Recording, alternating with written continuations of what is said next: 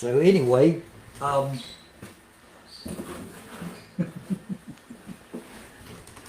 was told to sing, and people shouldn't really tell me that unless they mean it, because I will come up with a song if I can. And this one, I wrote this song in 1966. I had to dig around a while to find out the exact year, and it was in 1966. It had to do with a co-worker of mine. And he married a beautiful wife, and they seemed pretty happy together. But she was, how can I put this? She was crazy. Actually, she suffered from a condition called agoraphobia. I don't know if any of you know much about that disease. I didn't until then. That's the first time I'd ever heard of it. It's a fear of outside, a fear of anything outside your home environment. And sometimes it's a fear of crowds. Sometimes it's a fear of wide open spaces. It comes to be where some people label it a fear of everything. And these people that actually suffer from agoraphobia, they spend a lot of time in severe anxiety. You can have bad situations that trigger it. And it can be associated with a post-traumatic stress incident, but most of the time it seems to be hereditary.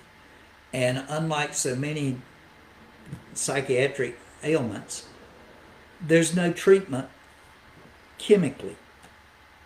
And the best way to treat people with agoraphobia is constant talking. And it's important that the people that they live with be trained in what to say and how to say it and when to say it, and that they continually go for some kind of intensive counseling and one-on-one treatment to control the agoraphobia. Anyway, this guy's wife, she was so panicked that whenever he would leave the house, she would just grab onto him, and he couldn't get out. So he was always late to work, which was a bad thing. And then one day he showed up, and there was dried blood all over the back of his car, and she tried to kill herself. Fortunately, she survived, and he just that put the brakes on the whole situation, and he had to do something drastic. I don't know whatever happened to him. I hope, wish them well, of course, because I thought they were really cool people, and I enjoyed knowing them. Hope things worked out well for them. You know, if they managed to make it to these days, that lockdown was tailor-made for her back in the day, so she'd have really been ready for the lockdown. So anyway, when I wrote this song, I was just a kid myself. This was sudden adult situations for a young teenager made a lasting impression. And so from this very bad circumstance, I wrote the song, which is not the worst song I ever wrote. In the morning when I wake up and she's lying there beside me, the golden sun is falling through her hair, and I tell her, hey, I love you. That's when she holds me tighter, begging through her tears, please don't go. I won't ever let you go. I can't stand it here no more. I don't wanna be alone. Life is hell here when you're gone.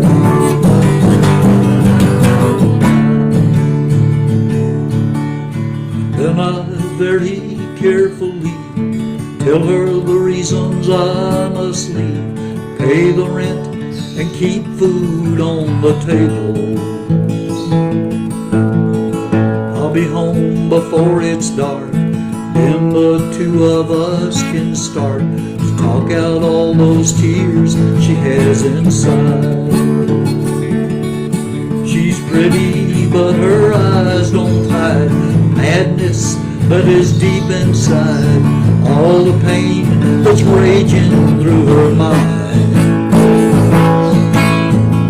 She's drinking too much now, I've just got to help somehow, but I'm scared I'm running short of time. I won't ever let you go. I can't stand it here no more.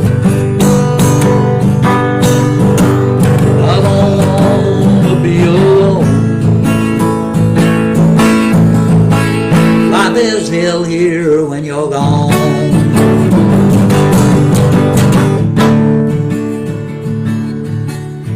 Then I come home just last night. She was lying, pale and white, in a pool of blood. She had slashed her vein. Thank God she's still alive. They say she'll be alright. Loving her will never be the same. I won't ever let you go.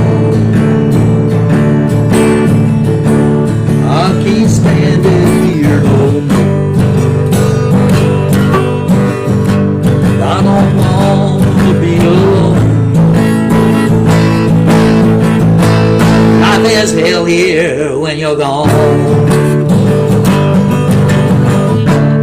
I won't ever let you go. I can't stand it here no more. I don't want to be alone.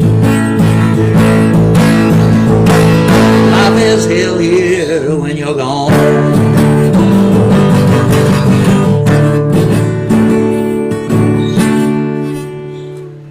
So anyway, that was like I said, it was a bad situation and a bad event, but I made it into a song, and I kind of played the song every once in a while. Never recorded that song. Don't know if people would be interested in it or not. Anyway,